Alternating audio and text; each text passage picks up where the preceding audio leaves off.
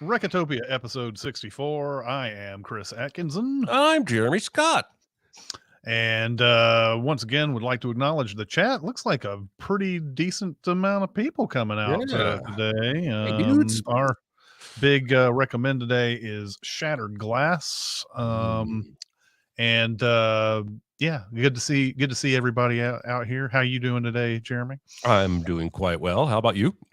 I'm doing great. Do you have any small recommends for us? I do. One of these days, you're going to ask me how I'm doing, and I'm going to hit you with liar, liar. Like, I'm a little upset about a bad sexual episode last night. My first small recommend is a new comedy special on Amazon Prime called Hello World with Nashville native comedian Nate Bargatze. That is how his daughter says his last name as she introduces him. I don't know if you've ever seen any of his specials. I've seen one. But his daughter typically introduces him from backstage. Ladies and gentlemen, please welcome my daddy, Nate Bargatze, and it's adorable. This dude is so freaking funny. He just a few weeks ago broke a sales record for Bridgestone Arena in Nashville, where the Predators play. Sold more tickets to a concert there than had ever been sold. Part of this is due to his ingenious, tiny, in-the-round stage that just allows for more chairs to be put around it. He's known as the clean comedian. In fact, there's a part in this special where he says the word sucks and talking about how he couldn't say that as a kid. And then he lambasts himself. He's like, this is a family show and I'm bringing this filth to the stage. He doesn't cuss. He doesn't do sex jokes, but he makes me laugh almost as hard as any comedian ever has. He is every bit the storyteller that Mike Birbiglia is. It's just that Birbiglia usually has some gut punches and some real heart at the end of it all, whereas Bargatze is just pretty much having a good time. It's 60 minutes long. My wife and I couldn't stop laughing for an entire hour, which is why you watch stand-up comedy specials. He does a whole bit about being the oldest child. And he does a whole bit about being his sister, being the youngest child. It's 20 minutes of material. And then he starts the next joke and then goes, oh, wait, we also have a middle brother. And then moves on. And the entire place explodes. It's all about the timing and the delivery of his jokes.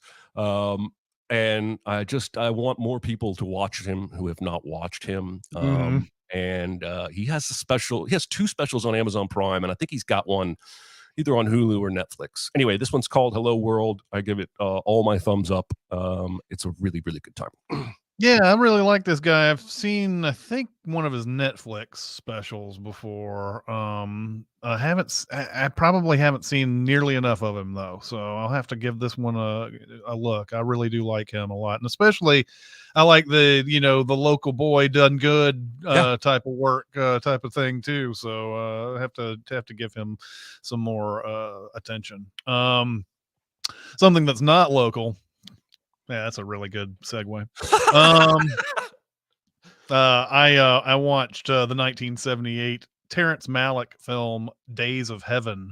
And this was sort of like it was like it's time. I haven't been on the Criterion Channel in a bit, so I'll see what they got offering up on here. So this one came up. This movie stars Richard Gere and Brooke Adams and Sam Shepard. Richard Gere at the beginning of this movie, he's working at a factory and you can't really hear much going on. I did have subtitles going on this, but there's some sort of mystery thing that seems to be happening with he and his boss during the scene. It's set in the 19 teens, like the 1916, 1917, somewhere around there. There's some sort of argument or heated thing that happens at the very beginning. Richard Gere strikes his boss and kills him or knocks him unconscious. Either way, he's not working there anymore. He gets the hell out of Chicago. And he is hanging around his girlfriend, who he always introduces as his sister in this movie. I don't know why. I didn't quite catch why. So for a while there, I was sitting there going, so are they really just brother and sister and they're just sleeping together and all this? but that look you're making right now is exactly what people who understand what kind of couple they are thinking too. Like, didn't you just say they're brothers? It's hard to hide if you're in love with somebody and that type Yeah. of thing. They also bring around his girlfriend's sister, who is the narrator. And if you know anything about Terrence Malick movies, there's always someone who's like giving that ethereal, quiet narration through the movie. And that's what her function is. They go to the panhandle of Texas, and they get jobs out in this wheat field. This extremely wealthy guy, played by Sam Shepard, is the owner of this place. We find out that he's been given by his doctor a year to live, and we know that he has started to develop a shine for Brooke Adams, Richard Gere's girlfriend. And Richard Gere says, "Hey, you should go after that. You should marry him, and then when he dies, then we can take over his fortune." And that's sort of the way that movie is set up. That's what's going on here. And the movie is just beautiful to look at. I was struck at how gorgeous it was. It did win the Oscar for cinematography back in the day. But if you're not into Malick, you're probably, I don't know if you'll like this. This is a short movie. This is an hour and a half. And it's really well done, and I highly recommend it. I haven't seen this one. I've seen Badlands, but I've not seen this one. I like Badlands. Yep. And I know that for most people, Malick is either yes or no, but I actually find him 50-50 for me. Yeah. And yeah, I haven't seen this one. I'll have to put it on the list. It sounds kind of interesting and a little possibly incestuous. But yeah, it's I don't know. I had read afterwards. I had to read afterwards because I didn't really get the connection for the longest time. But the Wikipedia page on the plot seems to think they're boyfriend and girlfriend, but just posing as brother and sister for various reasons. I don't know why. Well, that's a lot easier to handle. Yeah. So all right, cool. Coolio, my second small recommend is a huge recommend. I have now played a few hours of the brand new game Star Wars Jedi Survivor. Ooh. This is a sequel to Jedi Fallen Order from 4 or 5 years ago. That was a great game. This is Cameron Monaghan is the voice and does the motion capture work for this Jedi character. That's the guy that played Joker on Gotham show. Really good actor. This takes place 5 years after that first game. So first out of the gate, your main character, Cal, has a lot more powers, a lot more force abilities. One of my only complaints about the first game was that it took so long to get good at shit. The opening scene of this is mostly cinematic. There's like one place where you're walking forward for a little bit, but for about 12 minutes, you're just watching a movie. I put the controller down after 30 seconds and just watched. I was engrossed. And the way it turns from the first scene into the gameplay is one of the coolest things I've ever seen, not in terms of the transition, but in terms of the story. And then the only real thing I want to say beyond that is that I have played a lot of freaking like Jedi games in my lifetime. I have played a lot. If there has been a video game that had a Jedi with a lightsaber in it, I've played it. And they have finally perfected Jedi Force fighting. They have settings where you can just mash buttons if you want, which is what I do because I'm not going to memorize 12 different buttons. And the first fight, there were 3 stormtroopers on the other end of this platform, and I mashed boom, boom, boom, and I force pulled one of the stormtroopers through the air right in front of me and stabbed him through the throat with my lightsaber. And I got out of my chair and cheered. It was one of the most exhilarating things I've ever experienced in a video game. I can't wait to play the rest of this game. I hope it doesn't go downhill from here. It also has a really extensive leveling up system. So in many ways, this is an RPG. You gain points and then you can spend them on certain abilities. Yeah. But the coolest thing about this game is you can spend 1 credit, if you will, and wipe out everything you've chosen and then redraw it, choose different abilities and choose a different tree. After you've played the game for a while, you might find you prefer certain types of abilities to others that you didn't make the choices correct, but you can undo all of it with 1 turn and start again. Anyway, yes, maybe this is a game even one of us should stream at some point. Yeah. But highly recommend. Caution to you who love physical media.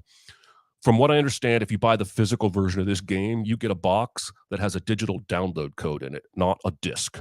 So you may as well just buy it online and download Makes no sense. Why would they do that? I think they're really trying to force people off of physical media. It's probably more expensive to print a game on a disc than to just make a box and send it out. Don't make it available physical disc then. Yeah, I mean, I agree. I mean, I guess they're technically not, but just don't make it available in stores. And it's kind of a dick move if you get that thinking, all right, you pull it out, it's not a disc. You're like, shit, now I have to wait. Download this game for an hour. Yeah, I know. Jesus. All right. The next movie I saw, I'm pretty sure you've seen this one, Jeremy. It's Infernal Affairs from 2002. Yes. It is the movie that the Departed remade 4 years later, Martin Scorsese. I wanted to give this one another look. I'd seen it a long time ago, but I think I'd seen The Departed several times since. And that's the movie that's in my mind about this is the definitive version of this movie or whatever. But like going back into watching Infernal Affairs, it's funny. I mean, if you've seen The Departed, you've seen this movie. This movie has almost everything that happens in The Departed. The one thing that I think makes this better, though, there's no focus on a love triangle, which is what The Departed does, and it wastes a lot of time on that, I feel like. Yep. I know that they're trying to do this weird theme about like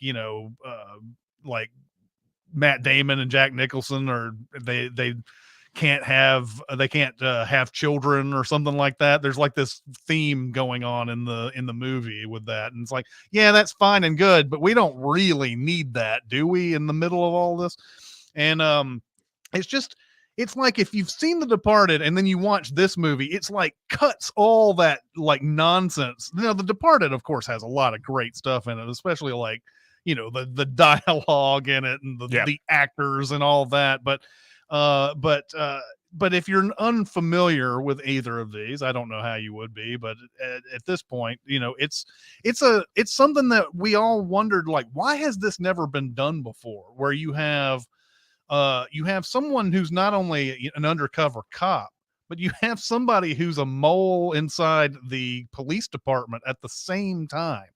And this movie does a little bit better job of showing that this is an actual philosophy that the main bad guy has. He's at the very beginning, he's giving these people, these kids, his like, a pep talk of some sort. He's got 6 guys who've got clean records, and he wants them to go into the police force, and he wants them to make good in the police force. And so that he's got somebody on the inside at all times. And this one guy, much like Damon does in The Departed, shoots through pretty fast because he's just good at what he does. And then you have the other guy who he goes to the police academy, but he's not really considered somebody who's going to be a great cop. And then they sort of manufacture a criminal record for him, and it's also more believable. So he ends up working with this guy. I think they call him Big Sam in Infernal Affairs. The undercover cop in this, it's a little bit more believable than in The Departed. In The Departed, I feel like DiCaprio has been doing it for like 2 years or something like that, and it feels like he should easily be like pointed at as possible undercover cop in this operation. But in Infernal Affairs, this guy's been doing it for 10 years when we get to him. And he's played by Tony Leung, by the way. Tony Leung, who was in Hard Boiled and who's in Shang-Chi. Mhm. Um, in fact, there's a lot of this movie. It feels like it's inspired by Hard Boiled in certain cases. It's even got two people from Hard Boiled in it. But yeah, it's the whole thing is like, can the undercover cop figure out who the mole is in the department? Can the mole find out who the undercover cop is? And there's this a tremendous back and forth going on. And just like in The Departed, there's a big scene. This is more drugs, not microprocesses.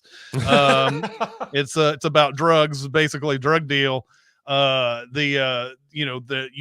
the undercover cop feeding information to the people who are trying to bust this thing, and then you have the mole who's like feeding information back and to the bad guys and everything. It's really well done. It's really good. And if you haven't seen this and you love The Departed, I would definitely watch this one. This one might actually come out on top for you as the better version of this movie. So there you go. I've only seen this once, and it's been a long time, and I've seen The Departed a bunch, so I need to go back to this. But also, don't confuse this with Internal Affairs with Andy Garcia and Richard Gere. Richard Gere now getting 2 mentions on the show today for some reason. Yeah. All right. Are we ready for the big recommend? I think we're ready for the big recommend. A big recommend. This week, big recommend is Shattered Glass. A movie that I appreciate a little more every time I watch it. And it's, on the surface, it seems simple, but I think it's really deep and complex. And I love the way this movie opens and frames the events. We open with him on top of the world. He's back in his old high school classroom with his old teacher. He's famous as a writer for many magazines, and all these writing students like idolize him. He's probably at the time in the late 90s one of the most prominent magazine writers, period. And I like starting there because as everything crumbles, we get to remember where he was. We even finish the movie back in that classroom, only this time it's not triumphant. It's not it's not happy. We're just seeing how high a pedestal he fell from. So Stephen Glass is a contributing writer for a bunch of magazines, but a writer and contributing editor to the New Republic. That's his primary job. This is based on a true story, by the way, if you didn't realize that. The New Republic at the time was the in-flight magazine of Air Force One. So as he says to the students, the thrill of working there is that your work is read by people who matter, the most important people in the world. He is the star of this entire staff. It's only about a 15, 20 person operation. But I love how there are early signs of his self-esteem issues and manipulativeness. Like the girls review a piece he wrote, the girls being Chloe Sevigny and Melanie Linsky, and they say it's a little rough. And he goes right to, oh, it's the worst thing I ever wrote. It's terrible. I'm not even going to finish it. And somebody comes in to ask him a question, and he'll be like, are you mad at me? So there's insecurity there from the get-go. And this is, I think, an awesome performance by Hayden Christensen. A middle finger to anyone who ever said after the prequels that he was a bad actor. So one of his early hit stories is called Spring Breakdown. It's about a bunch of young Republicans at the CPAC conference, drinking and drugging and whoring. And we see these scenes, and we see Stephen Glass in these scenes, even though we will later learn he's not actually there because much of what he wrote was fabricated. But soon after the piece, there are questions. The CPAC director himself, who doesn't like the image of these wild Republican parties in the hotel, he calls the New Republic and says that they don't have mini bars in the hotel, like your article said. And so Hank Azaria, the editor, his name's Michael, and he asks Stephen, hey, were there mini bars? And he's like, well, yeah, I saw the little bottles of alcohol everywhere. And then a little bit later, he comes in with his notes all sheepish. And this is part of his act. This is part of what Steven does, is he admits to something small, but makes it seem huge. So he's like, if you want me to resign, I will. And he's like, just tell me. He's like, they don't have mini bars. I think I made an error. They must have rented a mini fridge, but they were definitely drinking mini bottles of alcohol. And this editor's like, is that all? And he's like, yeah. And he's like, all right, your resignation won't be needed today. And then he calls the hotel and says, do you have mini fridges that your guests can rent? And they say, yeah. And he's like, all right. And that's pretty much the end of the story. Because again, Stephen Glass is a magnetic personality. He tells wild stories. He remembers details that makes it seem like he cares. He is loved by all these people. And so there's no reason to dig any deeper than that at this point. He made a simple error in his notes. Well, the boss of the magazine is a guy named Marty, who gets really mad because he says the most recent issue has too many commas in it that are misused. Yeah.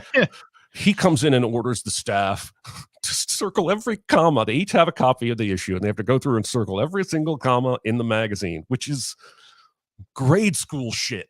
Yeah. And Hank Azaria comes in and goes to bat for his team. And you can even hear him yelling at Marty in the office and basically threatens to resign. And so then they're told to go back to work. Now, Steve uses this story when he's talking to the high school students as an example of what a good editor will do. A good editor will have your back no matter what, because he will ultimately will feel the opposite about Chuck, the next editor. He feels like Chuck never had his back and was out to get him because he liked Michael so much. So Marty calls Chuck. Chuck is Sarsgaard, Peter Sarsgaard, another incredible performance from him, and says, hey, I'm going to fire your boss, the editor, Michael, and replace him with you, but don't tell anybody for 3 days. Yeah. And he's reluctant with the secrecy, but obviously he wants the job. And so Michael gets fired, Hank Azaria, and starting to get a little speech on his way out of the office with his box. And then that's right when Chuck comes in with his stuff, and it's just awkward and awesome, and I love it. And so he leaves. So now we have a new editor. Most of the writers resent him because they don't think that he has enough experience, and they loved the editor that was forced out. So we move on to the next piece that Glass is going to do. He's pitching a story about a hacker conference and a company called Juke Micronics that got hacked by this kid named Ian Rustle, who's a 15-year-old hacker, and had a list of demands to unhack their website, including cars and comic books. And I never noticed until this viewing that kid's wearing a Cal Ripken jersey. I don't know why I never noticed that. I'm an Orioles fan, but this is taking place in the DC Bethesda area. So the sweater begins to unravel after the piece is published, and Steve Zahn, who works at Forbes Digital, his boss yells at him for not getting this story. And so, of course, he's going to read the story and see what is it that I missed. And he sees red flags immediately, which I think speaks to the internal groupthink going on over at New Republic, that no one ever had any red flags about this piece because it was so compelling. And this guy is like, I don't know about this. So he starts digging. Rosario Dawson's his coworker. She's great as well. She starts helping him dig. And so they begin to have enough questions. He actually calls the piece a fucking sieve to his boss. And his boss then calls Chuck over at the New Republic and says, hey, we got some questions here. We want to do a follow-up piece. Can we get some phone numbers for these guys? And so Chuck is like, hey, Steve, I need these phone numbers. And Steve does his, are you mad at me, routine? And if you've ever had a friend in your life who is that insecure that they've literally said that phrase, like, oh, are you mad at me? Again, it should be more see-through to his coworkers than it is. Yeah. They are wearing blinders. So Glass cobbles together some bullshit, because ultimately none of these numbers exist. None of these people are real. But he manufactures a phone number with a voicemail, gives it to Chuck, and Chuck calls and is like, hey, I've got some questions about this Juke Micronics stuff, and call me back. And then like the next day, because Steven says, oh, I gotta go check my notes at home. The next day, Steven has found a very shoddy looking business card for one of the other key witnesses. And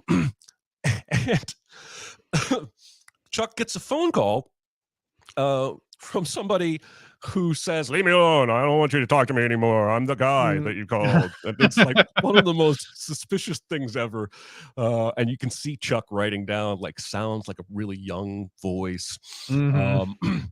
And I love the scene here. We cut back to the high school class, and Stephen lays down exactly how many hurdles there are between a piece and publication, and Mhm. how many rounds of editing and fact checking, and then back to the other editor, then the second editor, then the fact checker again, then the writer again. And he says to this class, remember, this is before he's fallen from grace, before he's been caught. He says to this class, but there's a loophole. In By the some way, cases, yeah. I'm sorry No, to interrupt. I'm not sure even that classroom thing happened. Like, I think even that could be considered something that he's lying about I agree. as far Yeah. as the main character of this story is, is concerned. Like, everywhere we see him where he's, telling stories, he's lying. So, it's very well possible that this could have happened before, he got caught, but it also could be that he's just not, Made it up. right. So Yeah. anyway, No, just yeah. absolutely. But then he tells them about the loophole and says, sometimes, and of course, the New Republic, there's a little background chatter here and there about how they don't run photographs with their stories because they're just too Mhm. prestigious for that. And he's like, sometimes the only thing to check facts against are the writer's own notes. Yeah. And so that is how he has been skating by, is that the only thing you can verify is his own notes. So we come back to the present or reality, and there's a big conference call with the Forbes people and Chuck and Steven. And the Forbes people have enough really good questions that you can see in this scene Chuck start to change his opinion. Mhm. And by the end of that call, I think Chuck doesn't believe anything Steven is telling him anymore. Mhm. And Steven admits to the Forbes people, this is like a 2-hour phone call, I think, admits, Mhm. I now feel after the things that you've pointed out that I've been duped. So this is his fallback story. Instead Yeah. of saying I made it all up, it's these people lied to me, but the Mhm. people were all real. Right. And Chuck says, let's get in the car. We're going to Bethesda, because Chuck is not fucking around anymore. And Mhm. Steven's like, why do we need to go there? Nobody's going to beat. He's like, somebody might remember seeing any of these people. Let's go. So the first place they go is to the building, the hotel where the hacker convention was held. And it's just a lobby. It's a lobby Mhm. of a business building. And it doesn't look anywhere near big enough to hold the 200 people Steven said were there. And then they asked the doorman, hey, do you remember a convention a couple weeks ago on Sunday? And the guy's like, building's closed on Sunday. Mhm. And Steven's like, I was here. That's all I can say. I was here, because he's relying now on the fact that there's no actual proof he's lying. Yeah. Chuck storms him over to the restaurant he claims they had dinner at. And the sign says 10 to 3, Monday through Sunday. And he turns around. This is my favorite, one of my favorite scenes in the whole movie. Chuck turns around to Steven and says, you had dinner here. And Steven's like, yes. Mhm. It's like, how many people? 10 people? 10 people. They close at 3 o'clock on Sundays, Steve. And Mhm. he does the same routine. Like, I was here. All I can tell you is they barely let us in because they were going to try and close. And this is very much like George and Seinfeld when he has lied to Susan's parents about having a house in the Hamptons and Mhm. horses, Snoopy and Prickly Pete. And Yeah. he carries the lie all the way out to the goddamn beach in the Hamptons before Yeah. finally breaking. And that's what I feel Steven is doing in this scene of the movie. And on the way Oh my back, god. Steven almost gets them killed in a car accident. Chuck is like, pull the fuck over. Um, and the only confession now he's willing to make, the next step back is, okay, I wasn't really at the conference, but I relied on, descriptions from people that I thought were telling the truth, and they probably lied to me. So at this point, Chuck has to confer with this other dude. I don't know who this other guy is, who seems like a boss of the editor, but under Marty, and he shows up in like 3 scenes. Anyway, they disagree. Chuck wants to fire Steven. That guy wants to suspend him. And they suspend him for 2 goddamn years, which might as well be firing. Might as well. And there's another great scene. My second favorite scene in this movie is Chloe Sevigny in the lobby confronting Chuck because she's been on Steven's side and she still is. And she's like, he made a mistake. He's just a scared, messed up kid. And all of his pals, there were so many excuses. And Chuck just breaks it all down for her. And I think he ends with, do you not have any idea the amount of shit we are about to eat? And I get the sense, even though she doesn't have any more lines after he walks off, that she has been confronted with some truth and maybe doesn't feel quite the same. So Chuck goes upstairs and starts flipping through all the magazines on the wall in the lobby, rereading all of Steven's articles. I love this scene too, because we get Hayden's voiceover reading the articles. But if Chuck closes the magazine and tosses it on the floor, then Hayden just stops partway through his sentence. And then they start overlapping as you realize that, oh my God, he cooked every single story with fabrications. And Steven arrives again and admits, yes, it was my brother, but left you the voicemail, and he's in California. And Chuck fires him on the spot. And Steven suggests that he might be suicidal. And you guys might know I'm fairly sensitive to this particular topic, but to me, this plays like just another lie that Steven is telling to get some mercy and some compassion. And, you know, Chuck is not having it. He says, if you're going to hurt yourself, then you're welcome to sit here in the lobby for a little while and not hurt yourself. But I'm not going anywhere with you, motherfucker. And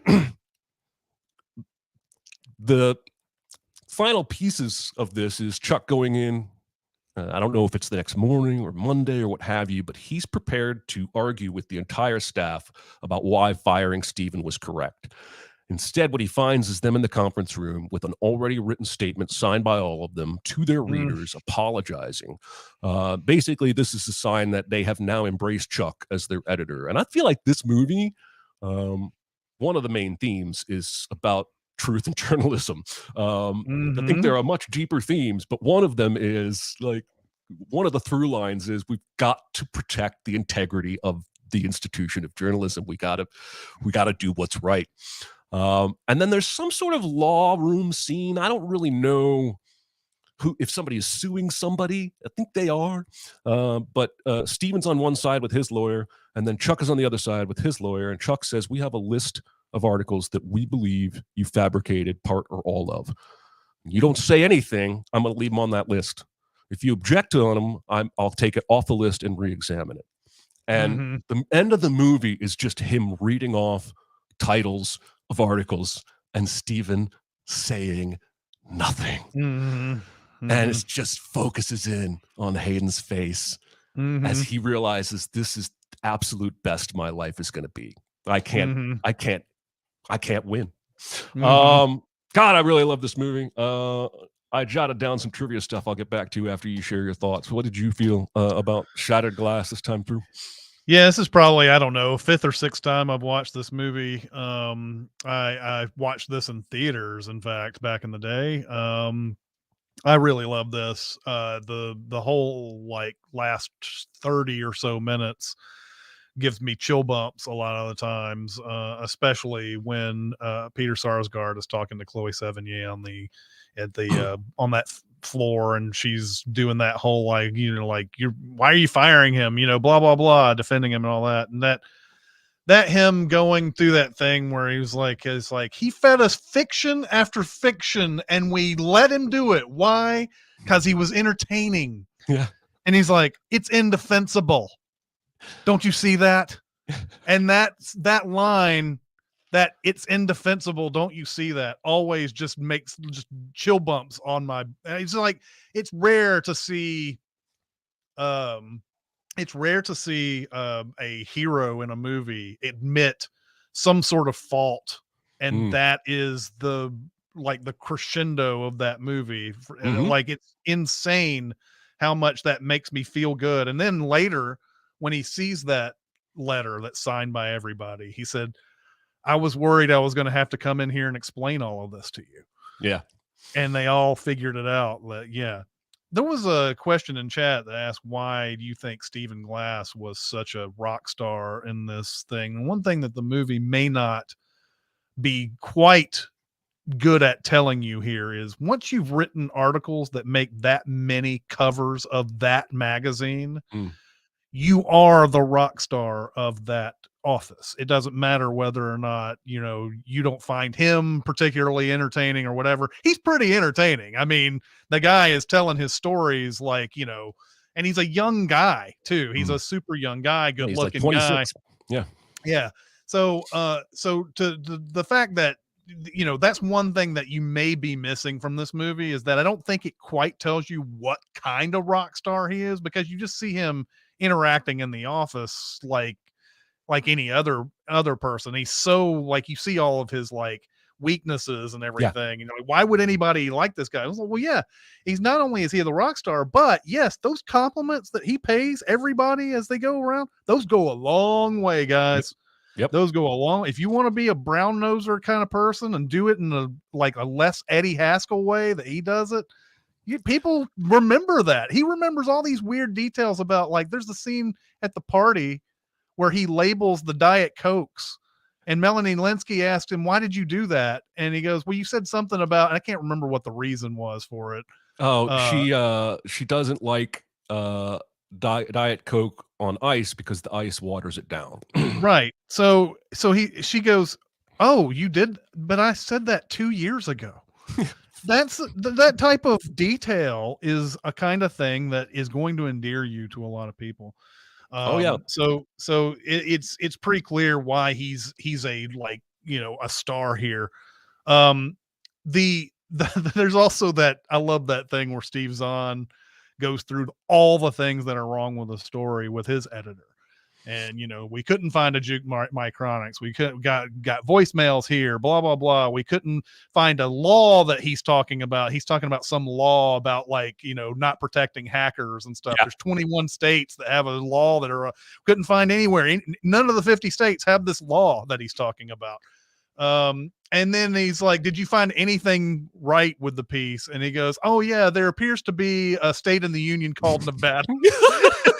It's the Steve Zahniest line there is, in this. It's such a good moment in this. I went back and actually read the article that what's the Steve Zahn's character? Well, that's the real guy. Penniman. What is it? Yeah, it's something like that. Geez. Adam Penneberg. Penneberg. I went back and read that original article, and a lot of people, you may not realize, this was a huge thing for digital media back in the day. Mm-hmm. They weren't like a expert news organization on the internet back in this time, back in the 90s. And for them to find somebody from the hallowed print media, especially as stuffy as the New Republic is, and find out that they were creating entire fictions to put into their magazine, was a huge thing for them. And a lot of the people who were mentioned in this story went on to have, like, pretty big careers. I believe the editor, I'm trying to remember, I think the Steve Zahn guy, like, he's like a professor now. I think the guy at the editor at Forbes Digital ended up working for the Washington Post. Oh wow. And so, like, there's just, there's a lot of people who made their careers off of this and everything. But yeah, I love this movie a lot. It's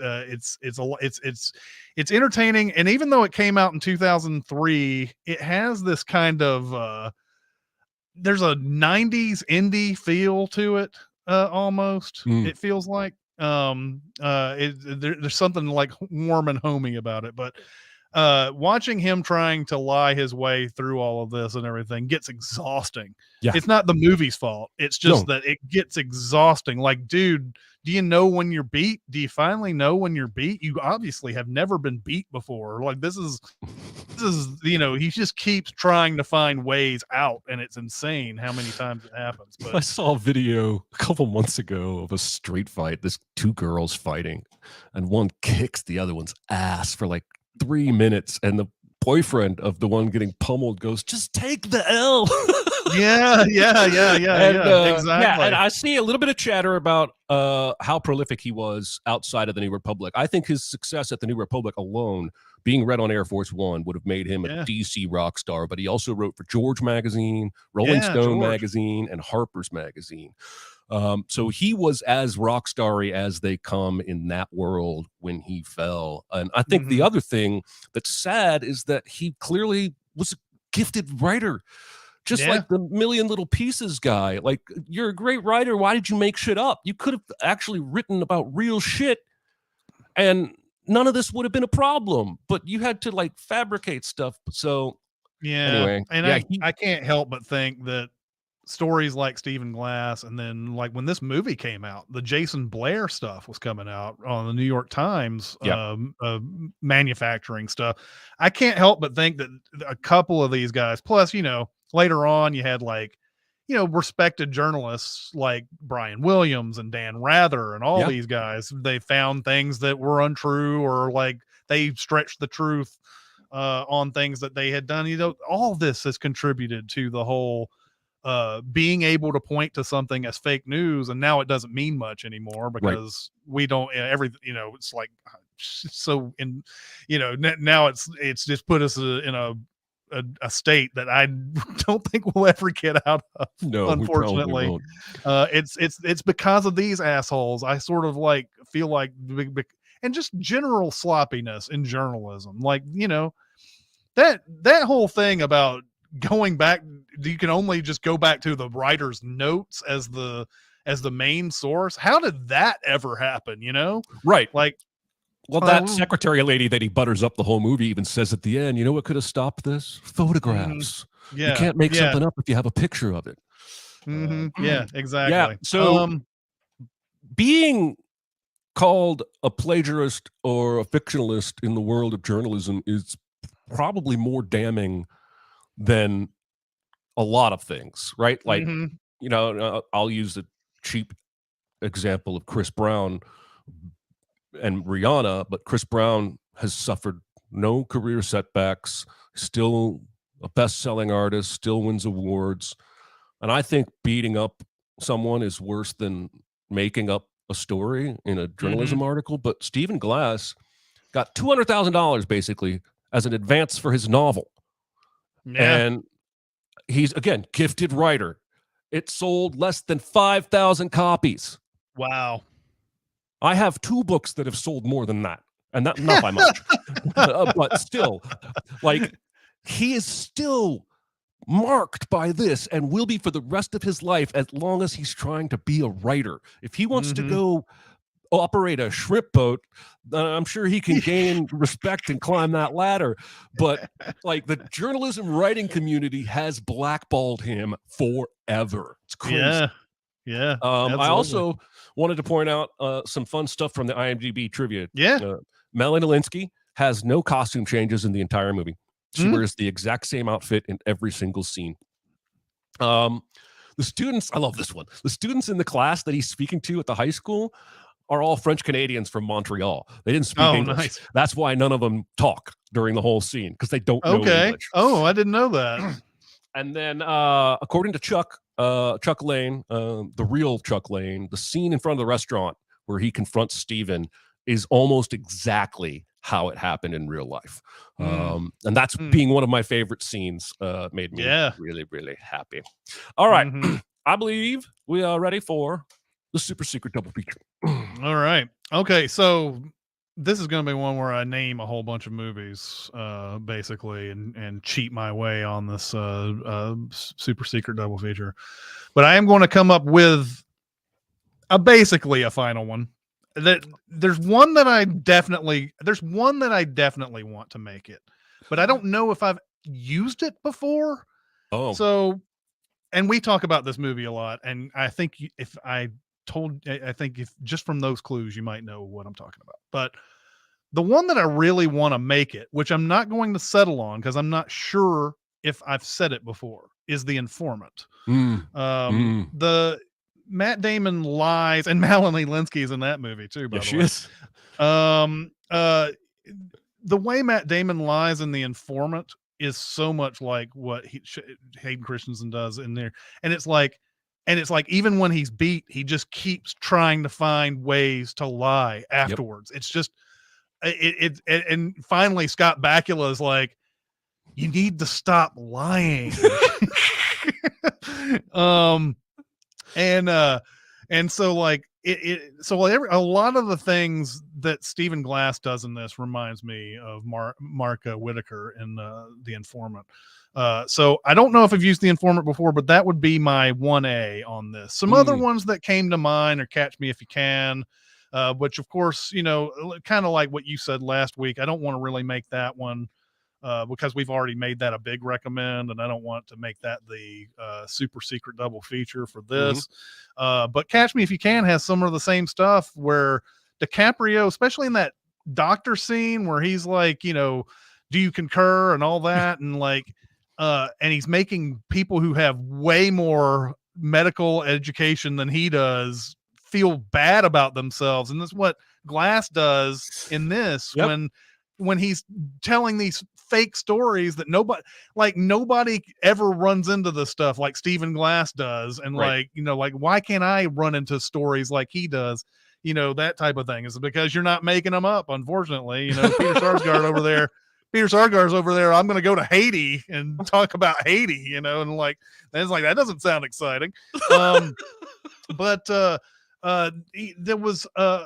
there was another one too. I mean, obviously, The Talented Mr. Ripley, another Matt Damon movie, where he's lying Mm-hmm. throughout. But that one feels more like, I mean, he's still, especially towards the end, where he's trying to convince Gwyneth Paltrow at the end of that movie. Yeah. It would be. I ended up though on a movie that came out a few years ago, Bad Education. Oh, The yes. Hugh Jackman, Allison Janney movie I where don't think he's I knew you'd stealing. seen this. Yeah. Oh, this movie's great. Yeah.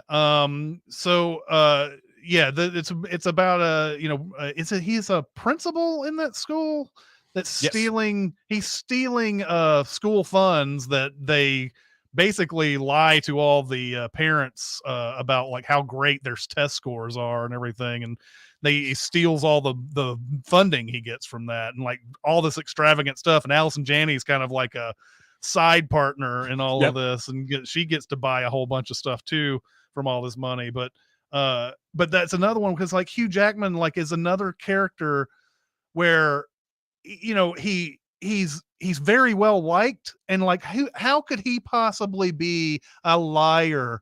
How could he possibly be somebody who steals money and all that? That's what goes through that movie for the longest time until Right. finally it's like, all right, yeah, he's doing this shit.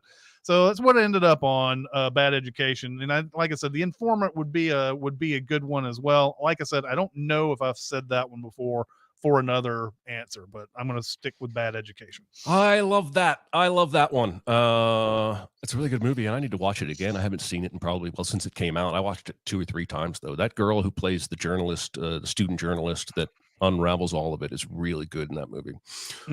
Yeah. Awesome. All right. What is the homework for everybody for next week?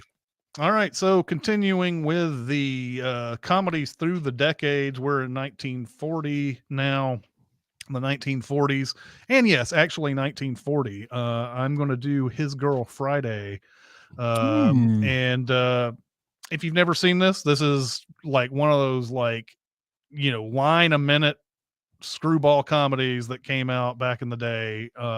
Blink and you'll miss 3 jokes probably type of how fast everybody's talking in this movie. I was there's a suggestion for Abbott and Costello Meet Frankenstein. I was going to make that the choice. Abbott and Costello Meet Frankenstein. but it appears that it's not streaming anywhere. You can rent it on Amazon, and I kind of just want. I think we both do this where it's like, yeah, you can rent it, but I don't want to make everybody go rent a movie just to talk about it later on the podcast. And we've done that before. It's just that I'm kind of getting tired of it, where it's like, oh, that'd be a good movie, and then it's like nowhere streaming. You can rent it. You can rent it, but this His Girl Friday is everywhere. Yeah, so, I was just about to say that. It's everywhere. So so that's why it ends up winning over some others that could have made the cut. But this one is a choice movie. It's very good, very funny. So we'll all have fun with that. Also, of course, in the 1940s was Arsenic and Old Lace. Remember, we did that also one with back Cary Grant. in the day. Also Cary Grant. But yeah, we're gonna do that one this time. And like I said, I wish we could have done Abbott and Costello. Would have continued with the comedy troupe thing. Or the comedy star thing, but if it's not streaming somewhere, and I have to tell you, hey guys, pay the $4. I mean, I'm sure most of you would do it. I just I get you. So anyway, that's what ended up.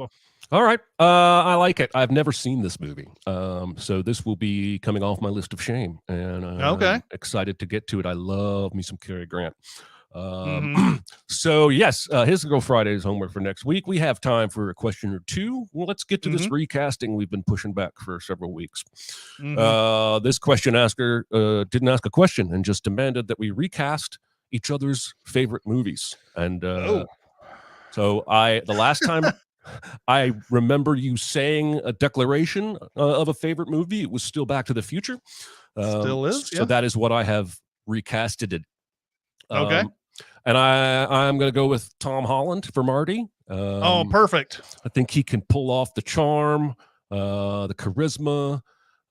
His girlfriend, Jennifer, I'm going to use Joey King here. Because actors are chess pieces for me to move around a board. Indeed. And her name is King. Exactly. Lorraine is going to be Margaret Qualley, who will do just like the original and be made up to look older in the present day scenes. Yeah, I like her quite a bit. George is going to be Asa Butterfield because I think he can pull off that he would be lanky, perfect, awkward thing. Bill Hader is going to be my Doc Brown because I think he could do Bill the Hader crazy would be stuff. An absolutely amazing Doc Brown. I think he would really. I feel like maybe he's even done that in like an SNL skit or something. I think he probably has. Yeah. Biff is Jacob Elordi of the HBO show with all the sex and drugs and Tom Holland. Is it Euphoria? Euphoria. Yeah. He's the bully bad guy in that, so it just seemed natural. And then my Principal Strickland, J.K. Simmons, baby. That would be amazing. Yes. Yeah. So there you go. I like all of those. I like all of those castings. It's weird when we do these. Like I always think of like, who would be great, and their ages sometimes don't quite match up with what they would normally be. Like Holland now has gotten to Holland's not 30, but he's getting there, right? He's fairly close, but I think he can still pull off the high school student thing. He's been doing these Spider-Man movies, the whole thing, just pulling off high school students. He's 26, so yeah. I think he can still definitely do it. Michael J. Fox was that older when he made Back to the Future. So. I think so. I think he was around that age. All right. So yours last time I checked was The Matrix. Yes, it is. Still is. Yeah. So it started off like kind of jokey, but like not joke. It started off like I was here is who I'd like to see be Neo, and then I was like, it would be awesome if this person was Morpheus, and then I was like, who would be Trinity, and that's where the joke comes in, but it still would be a good one. I contest. But so Neo, I have John David Washington playing Neo. Ooh, I like it. I think he would be badass. He's great. And then Morpheus, Denzel Washington. Oh, his dad. Beautiful. Yes, absolutely. For Trinity, I have Kerry Washington. who is not related to them. No, but she'd be great. Yeah, so Kerry Washington's Trinity, and then I'll go through all of this. I have Leslie Odom Jr. as Agent Smith. Nice. Oh, he's good. I have Angela Bassett as the Oracle. I have Brian Tyree Henry as Cypher. And then I said, I don't know how far you want me to go, but I could round out the other cast with Kylie Bunbury as Switch, Lakeith Stanfield as Mouse, yes, Jay Ellis as Tank, Jaden Smith as APOC, and and because I need more Lashana Lynch in my life, she plays Dozer. I like it. So that's rounded it out there with those names, and that's Matrix I would love to see. So yeah, one day they're going to remake it, right? They're remaking Harry Potter as a TV show. They're remaking Lord of the Rings. Mm-hmm. They're going to remake the Matrix. Is the chat asking me to cast Agent Smith? I did. It's Leslie Odom Jr. Leslie Odom Jr. Mm-hmm. They must not have heard you. Must not. All right. All right. One more quick question. All right. What are the biggest lies a movie ever told? Example: there's no cats in America from American Tail. The first one that I come to is that there are a lot of places for Godzilla to hide in New York in the 1998 Godzilla. That was a big lie. And then this is one that's a little bit, I guess, more subtle. They don't really outright tell you that this is something, but Moonfall has so many ridiculous points to it. But the fact that John Bradley, who played Sam in Game of Thrones or whatever, they can just put him in a rocket and just say, "Hey, go to space." I'm sorry, guys. If they told me, if they put me in a suit and they downloaded all the information I needed to know about NASA shit and space into my body, I still wouldn't be able to go to space because I don't have the physical ability to go up into space. And they just take John Bradley because he really, really wants to go to space someday. Or that he really, really, not that he really wanted to go in the movie, but still, I was just like, you can't just pull somebody off the street and say, go to space. So that was a big lie. I went with all drains lead to the ocean from Finding Nemo. Yeah. Which actually led to a lot of dumb children flushing their animals, or their fish. Chat's got some good examples. Yeah. The biggest lie ever told in the movie is that anyone would consider Charlize Theron less fair than Kristen Stewart in Snow White and the Huntsman. Oh yeah, holy shit, yeah. And then there's the one that we hear, especially in Lucy, the old we only use 10% of our brains and we can unlock the other 90. That's from Josh.